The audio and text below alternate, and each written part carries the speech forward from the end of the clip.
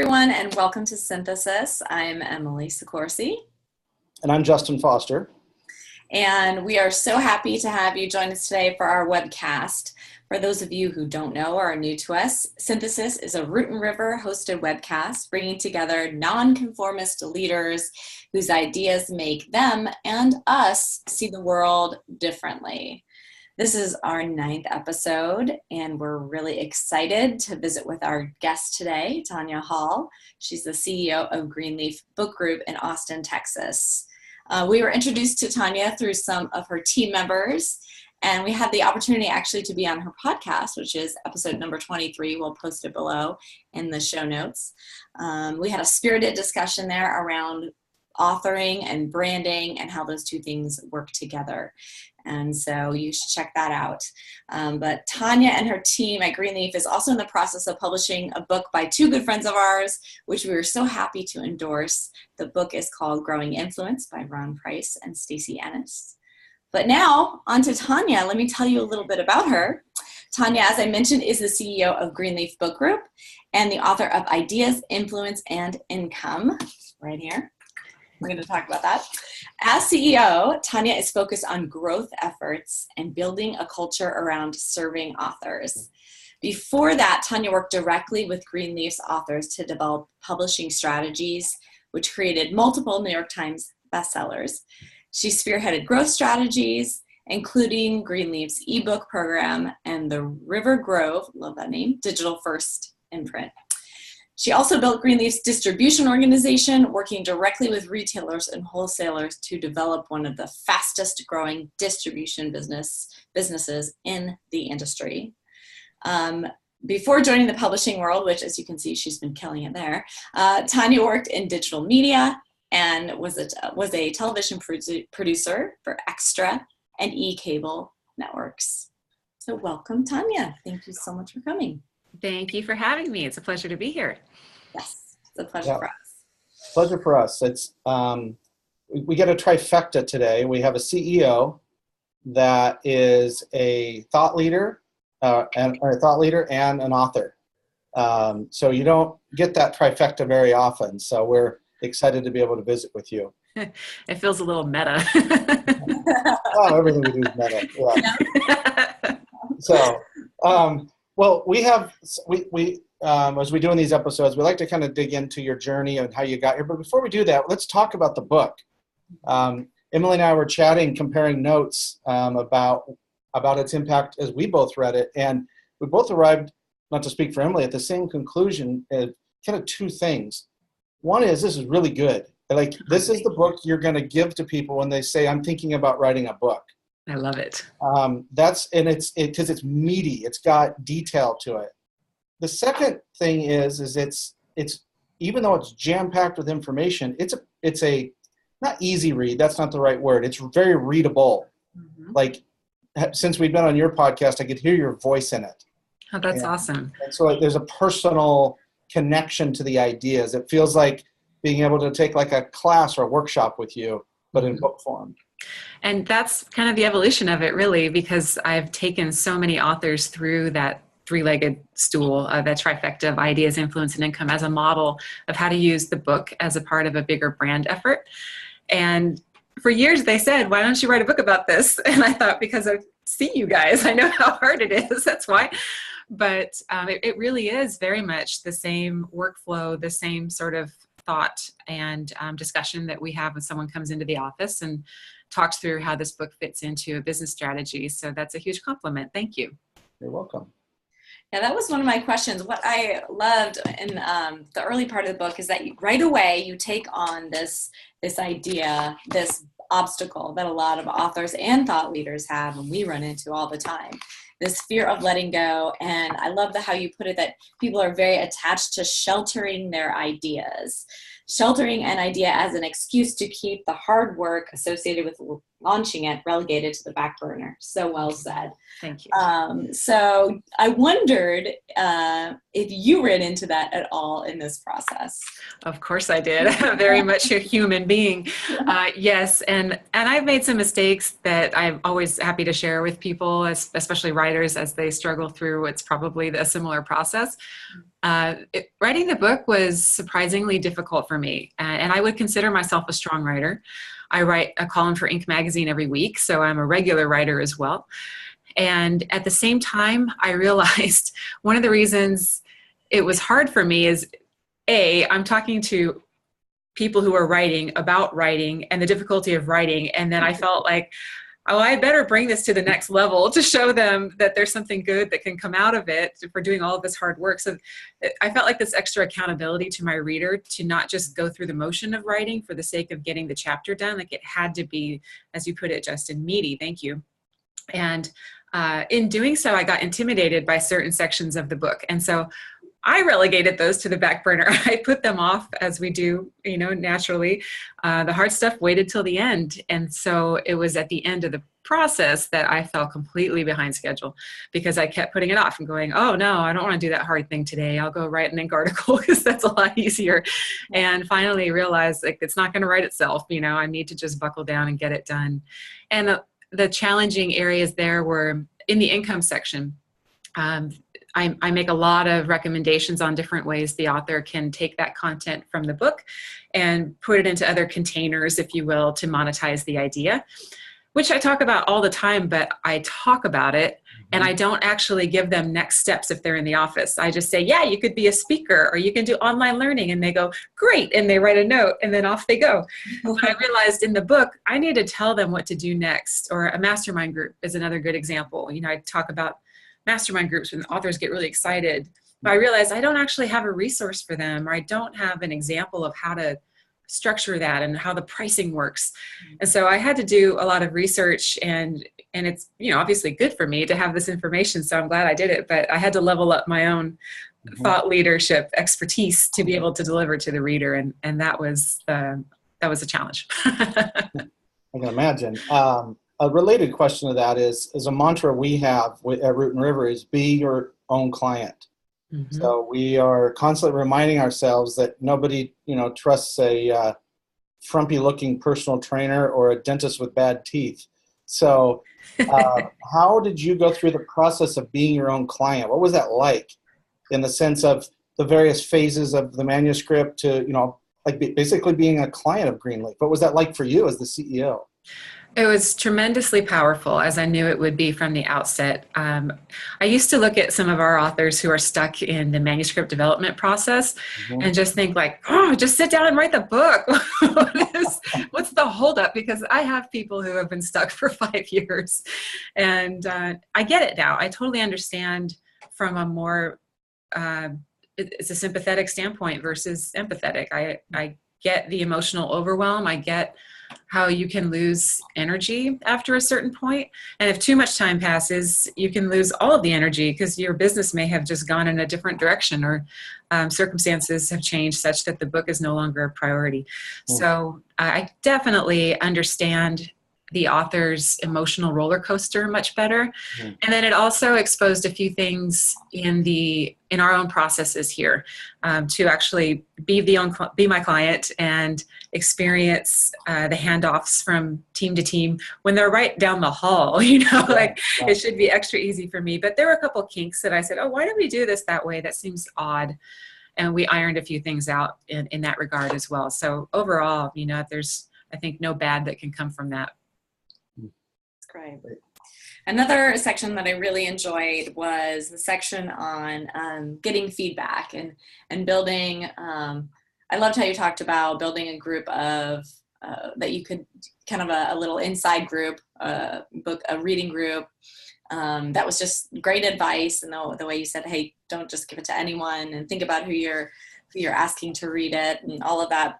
I have a background in journalism and editing, and so I loved the way that you phrased this about feedback, that all feedback is a gift. I think that's a wonderful way to see it. Can you talk to us about that like a little bit more, how you maybe coach some of your writers as they're authors who are going through the process and the various reactions, and have you seen someone just, completely reject feedback or shut down? And how do you change that into this more gratitude mindset? Mm-hmm. Yeah, it's interesting. Most people are pretty middle of the road in that they'll take feedback. They'll sometimes sit on it for a little too long, especially if it's constructive feedback, as we like to say.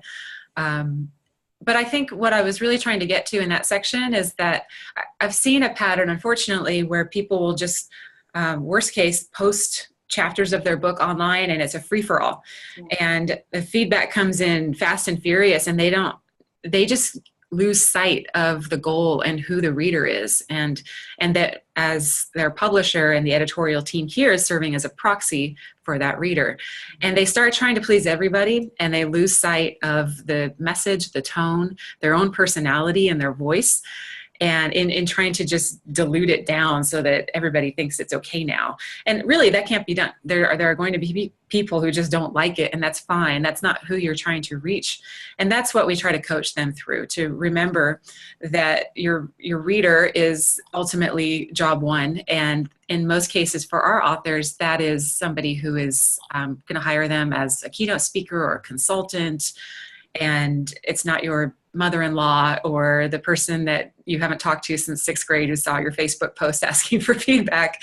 So that's why we try to qualify the people who are giving feedback in the first place, and then give them some tools to evaluate that feedback and figure out if it actually is relevant and constructive to the editorial process. But our model is so collaborative that we can stay in that zone for a long time, processing all of it, and really trying to respect our authors' wishes in terms of, you know what, that piece of feedback, while initially I dismissed it, is sitting with me, and I feel like I do need to do something about that. Okay, then let's work together so that we have something that you're happy with and that we're able to sell in the retail marketplace. You know, we have obviously two different goals there, but we always get through it one way or the other.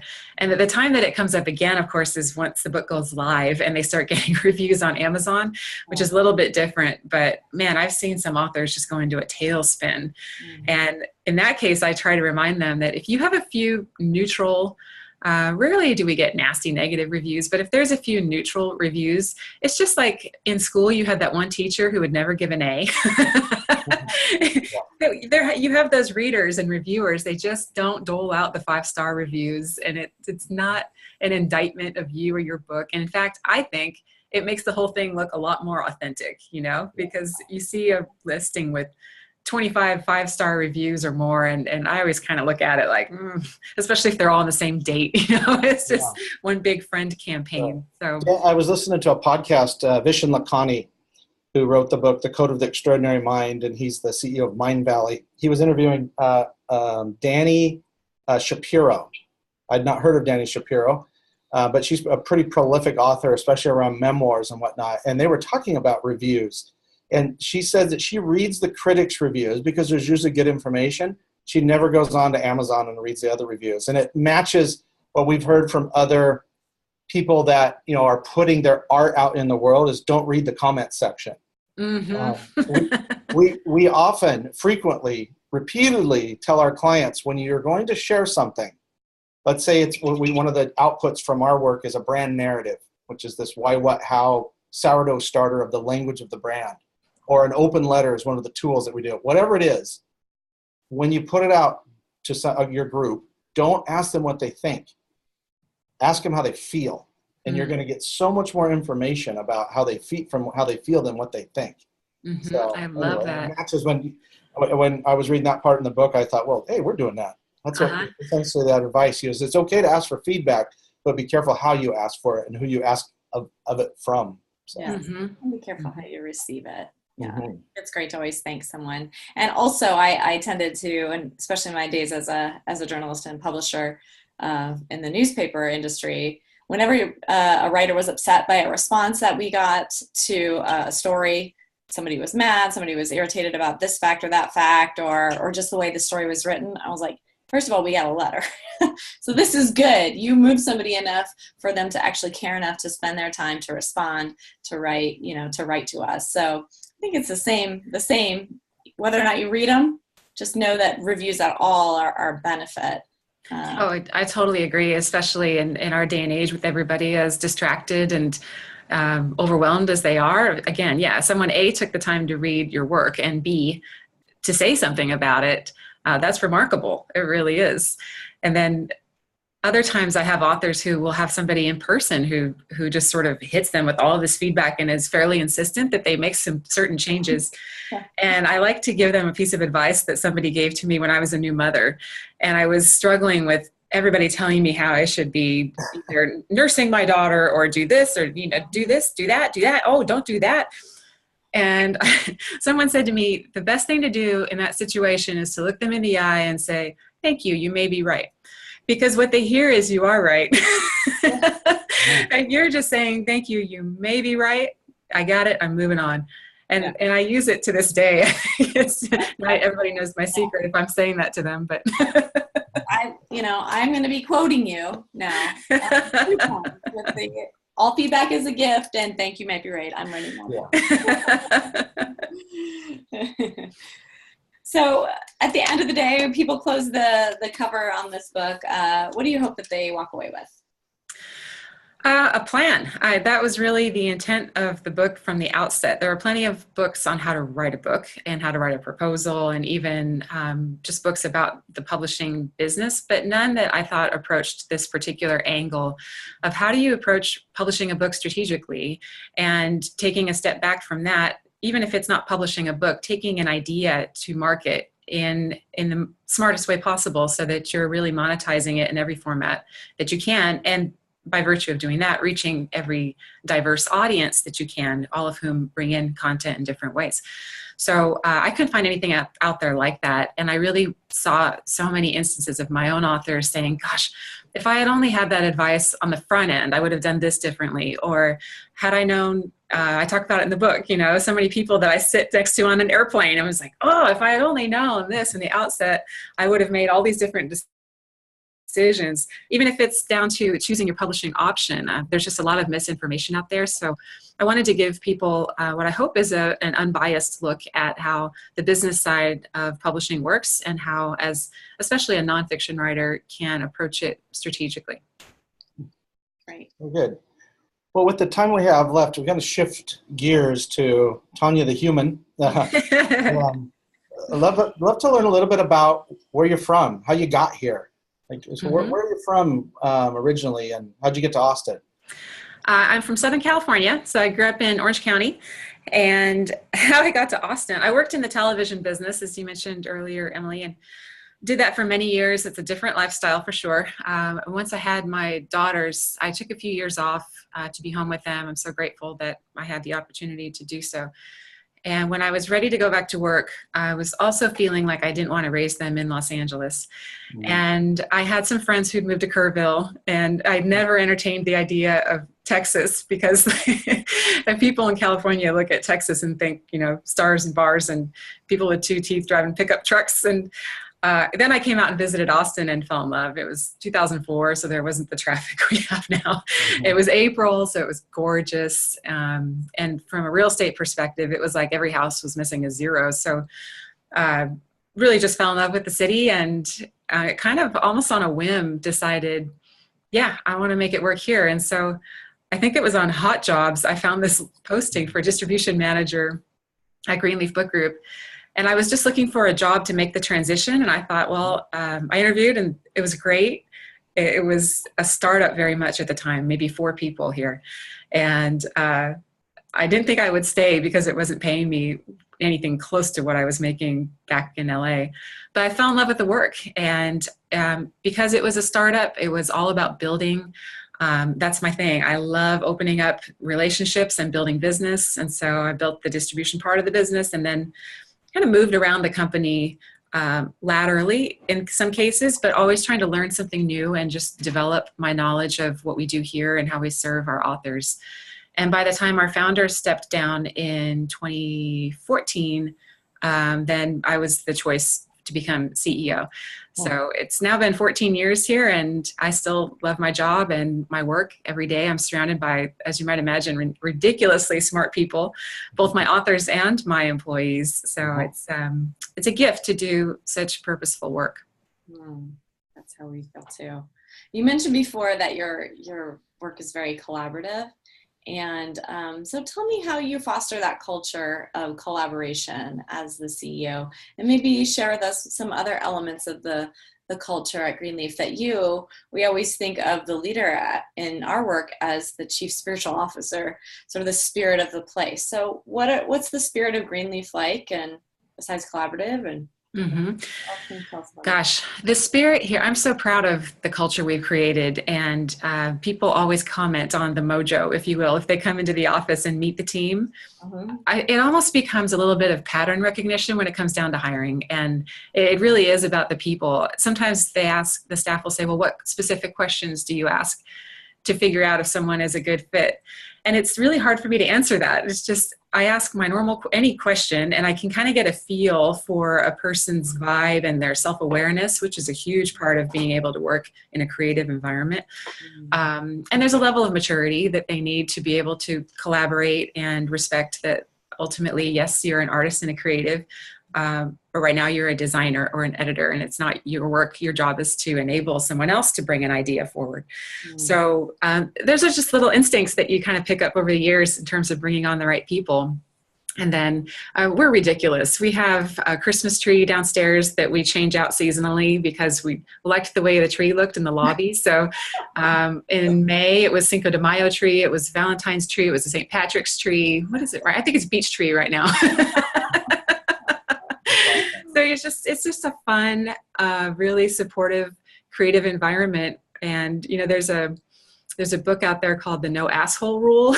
Yes. And that's a good book. But that is definitely part of the lifestyle here too, is it's just zero tolerance for people who are disrespectful or rude towards others. And one of the things that I actively try to instill in the staff in terms of how we view each other and our clients, our authors, is this idea of assume best intent. And that was a life-changing concept for me. And it's really about how you perceive someone else's actions or words or their decisions.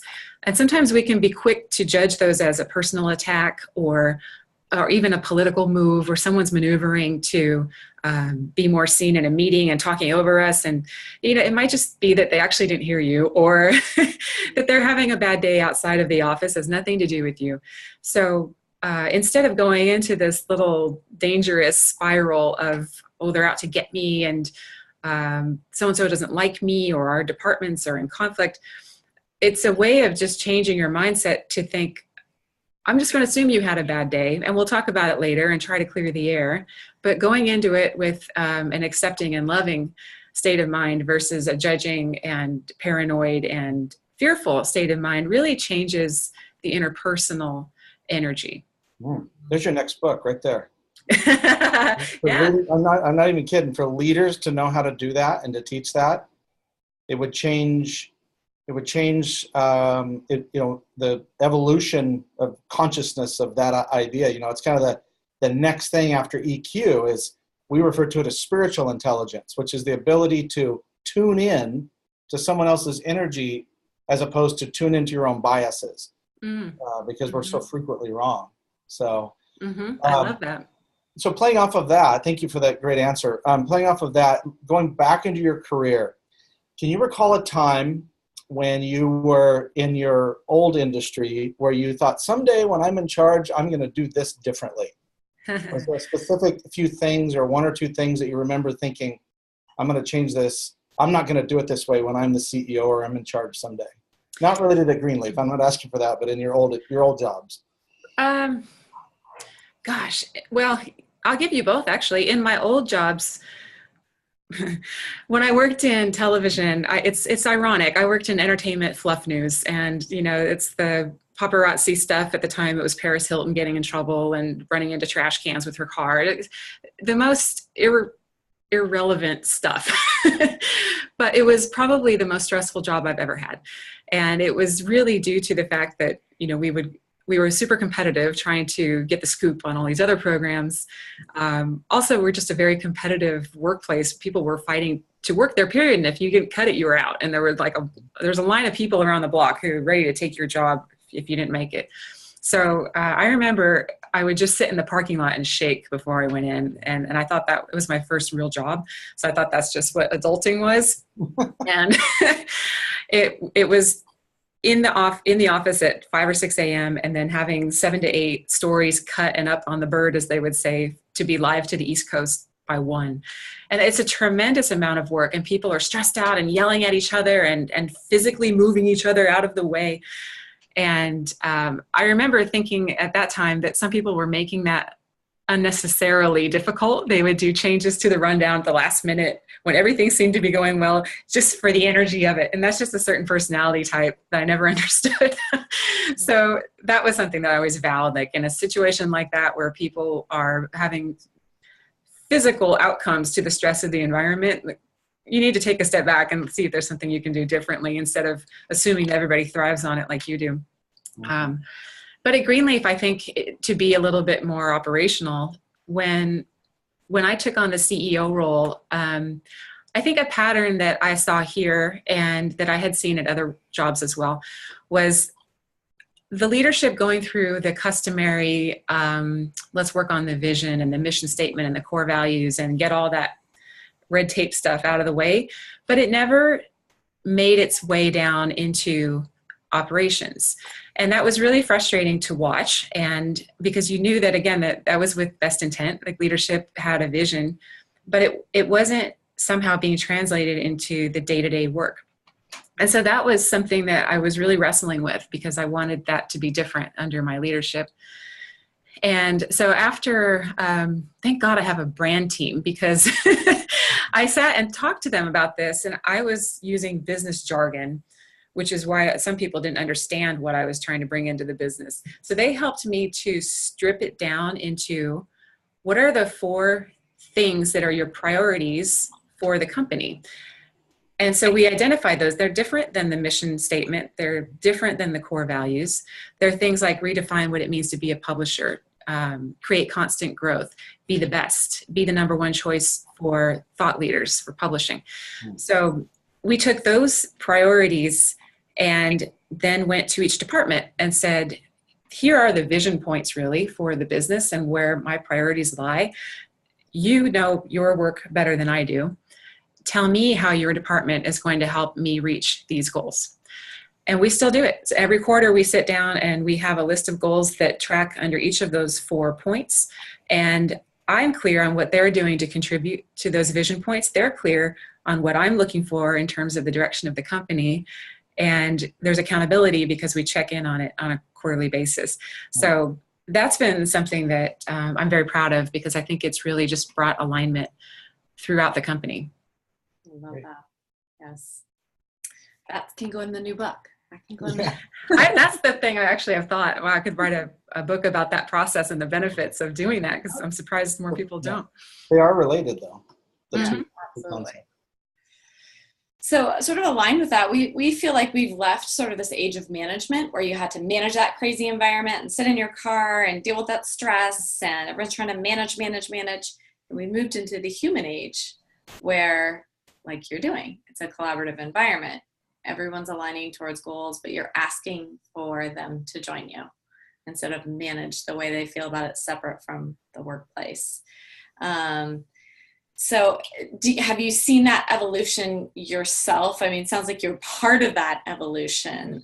Do you see that shift in working inside of your industry? Do you see that coming around maybe with other big publishing houses or people in your space? Mm-hmm. I think in publishing, because we are words and idea people, it's always been a bit more human probably than some other industries. You don't command and control in publishing because people don't work in publishing for the money.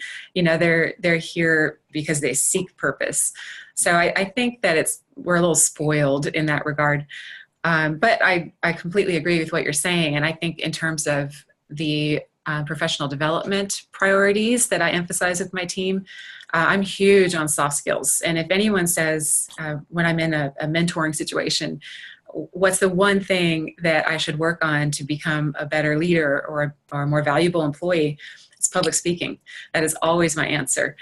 Writing would be right behind it. But you can get more help with writing than you can with speaking. It's just you on a stage, but you can get a ghostwriter and a good editor.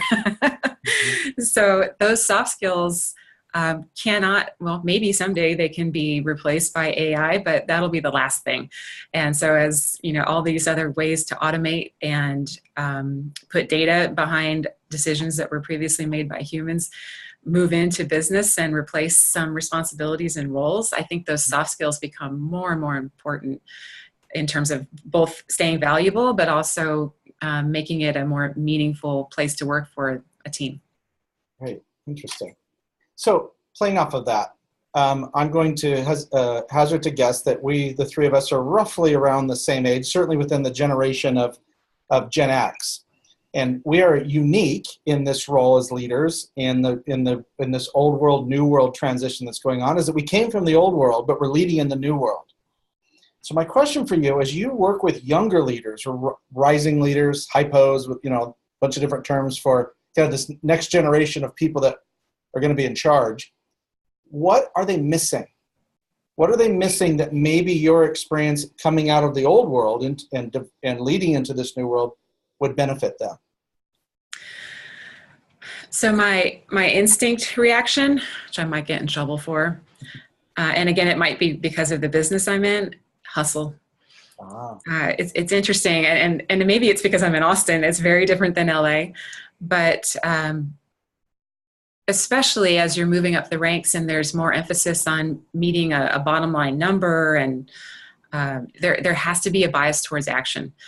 And it's easy to sit around, and again, when you can be collaborative to a fault, you can overthink something and run around in circles and analyze, and come up with 20 different conclusions, none of which may be right or wrong. They're just different conclusions, and then not go anywhere. So I think sometimes if there's an emphasis on collaboration or purpose without some rails around it, to say at some point we have to make a business decision and move forward and have a result. Yeah. That can go sideways on you. So that's something that I have to manage here. Interesting. Yeah, you go back to Plato, that far back. There was this balance that he spoke about, and the Stoics talked about this, and on into, Eckhart Tolle talks about this, with this balance between contemplative and action.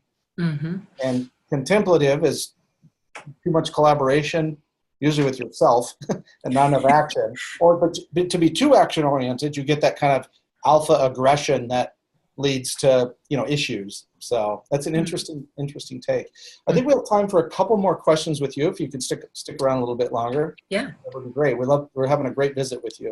Yeah, sure. What I also, in reading the book, and this kind of intersects here, is the idea of the hybrid approach in publishing is like a whole new world in publishing. And why did you feel so convicted about that? And really, what was it that called to you on a personal level to pursue that idea and to grow that space for thought leaders and for the business? Well, I think for context, I guess, first, for people who don't know what that means, to be a hybrid publisher means you're sitting, as it sounds, in between self-publishing and traditional publishing. So we're taking elements of each model and blending them. In our case, the authors are investing in the production of the books, but they maintain control of their rights and a bigger piece of the royalties on the back end. So it's not right for everybody, nor is self-publishing, nor is traditional. It is just a business model. The reason I can get up on my soapbox about this is, having worked in lots of different parts of media, usually there is some reverence for the creator, and we respect them. If they are an indie filmmaker, they're the darlings of film, right? If you're in the recording business, the musicians, the way their contracts work, of course, they're very much having to buy into their own, production costs. They have crazy contracts. But in every other part of media, if you are bootstrapping your work, you're this awesome independent and you did it yourself, and that's great. In publishing, you get looked down on and you're excluded from certain organizations and awards, and certainly from critical review and access to the public through bookstore distribution and being able to reach your readers. And it made me crazy. I was like, what a double, of all parts of this business to behave that way. Publishing, really? The ones who, we're supposed to be these caretakers for speech and words and language. So it just felt so archaic, and it was clear that it was the outcome of some legacy thinking, primarily through agents. And they've come a long way, because now a lot of them work with us and understand they have to present authors with different options today. But they were very much married to this notion that money only flows one way, and that is from publisher to author. The ironic thing about that, as I talk about in the book, a lot of times, even if the money is flowing one way on the front end through an advance, there's a buyback clause where the author has to buy 3,000 copies of their book later. So it's just optics. And I've sat down with agents and done spreadsheets to say, if you are the financial steward of your author, I understand, let me show you how my model's more profitable, because they don't have to buy their books back from me. They own them when they're a speaker or a consultant. And they've looked at this spreadsheet and nodded their head and said, oh yeah, I get it. But money can only flow one way. It's just this ridiculous wall that it's changed dramatically since I started working here. I used to just drive myself nuts trying to break through to these people, and then had practically given up. But I would say right around 2009, 2010, when we saw this big shift towards democratization of publishing through ebook platforms, and people deciding, oh, there's another way, I don't need to go this agent route. That's when there was a bit of a shift in terms of whether, well, first of all, the stigma around investing in your work and publishing. Again, it just blows my mind. And a readiness to accept a different way of doing things. Interesting. So yesterday I was listening to How I Built This podcast, and the interview was with Stuart Butterfield, he was the founder of Flickr and sold that, and then he invented Slack, his team. And we're big fans of Slack. I don't know if y'all use it over there, but so this question is inspired by Stuart Butterfield. Is this guy's talking as a very articulate person, very thoughtful, very conscious, awake. And so I look on Amazon, no books by him. I think he's quoted in Tools for Titans by Tim Ferriss, and that might be it. So my question is, who's your big fish? Who's someone like that is a well-known, it could be an executive, a thought leader, a consultant, or even in the entertainment industry, and they're like, I want to help them bring a book to life. Do you have a big fish like that? I just had a couple of thoughts there. There are certainly a few people, there are lots of people that we look at and think, oh, I wish we could get that book, especially in today's political landscape. Some of these folks who come forward and write these tell-alls, right. Those books are selling a lot. I tend to find those in the health and wellness area, where I see these people who have interesting new ways of looking at, or they're thought leaders in health and wellness. And I think they're at the head of some new movement like paleo or keto, these, because again, coming back to the bottom line, those books just do so well. But I also believe that not everybody should write a book. And that sounds surprising probably to hear from a publisher, but sometimes someone will come into the office and they have a little spark of an idea and they tell me, the thing is, I hate writing. And the initial response is, well, that's okay, because there are ways to work around that. A ghostwriter is great and trained to help pull these ideas out of your head. It's still your thinking. They're just going to help you get it onto a page. But sometimes the idea or the message itself is just not appropriate for that long format. And in those cases, I'll be very straightforward with someone to say, that's a blog post, or that's a white paper, or that's an article, or if you hate writing, do a video, go speak. It doesn't really matter where you start. Just get the idea out there. And there are ways that we can probably capture a book later if it's appropriate. But I don't automatically presume that everybody has a book in them. Interesting. That was a surprising answer. I know your time is short. We have one last question for you. So the definition of synthesis that we use is a combination of diverse concepts to create a core or whole truth. So what's one truth that you've learned in life or your work that guides you today? I would have to go back to assume best intent. That was such a game changer for me, not just at work, but outside of work, personal life, other relationships. giving people the benefit of the doubt and looking for the best. I believe it was Anne Frank who said, I believe at the core, people are good. It's just a different way to see the world, and it brings with it a certain lightness and love that really impacts how you exist and how you find fulfillment day to day. So that for me has just been a truth that's been sort of my North Star. Beautiful. Thank you. Well, thank you for sharing that with us today. And thank you for the whole discussion, Tanya. It's my pleasure. Thank you for having me.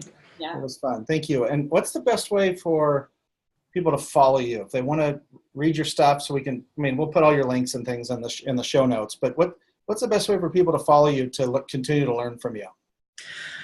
To continue to learn from me, well, first of all, buy the book, Ideas, Influence, and Income. Everything I know is in there, everything. And that website, actually, ideasinfluenceandincome.com, they can download sample chapters there. I think the whole influence section maybe is what's available. But on Twitter, I'm at Tanya Hall, TanyaHall. And what else? If someone has a specific question or wants feedback on an idea or a book concept, I'm always happy to take those. And you can just email me directly, Tanya@greenleafbookgroup.com. Wow. Thank you. It's very generous of you. My pleasure. Well, have a great rest of your day and week, and thank you for carving out some time for us. You bet. Thanks, guys. Bye-bye.